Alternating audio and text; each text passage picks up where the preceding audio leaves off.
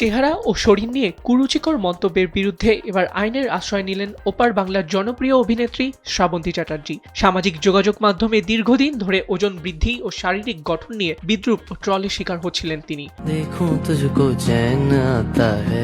ভারতীয় এক গণমাধ্যম জানিয়েছে ২৭ ফেব্রুয়ারি ইমেইলের মাধ্যমে কলকাতা পুলিশের সাইবার ক্রাইম শাখায় লিখিত অভিযোগ দায়ের করেন শ্রাবন্তী। অভিযোগ গ্রহণ করে তদন্ত শুরু করেছে পুলিশ। তিনি লেখেন, আর ধৈর্য ধরে রাখতে পারলাম না। আমরা শিল্পীরা এমনিতেই সফট টার্গেট, কিন্তু শুধু শিল্পী হিসেবেই নয়, একজন সাধারণ মানুষ হিসেবেও বলছি, এইভাবে দিনের পর দিন নোংরা মন্তব্য মেনে নেওয়া যায় না।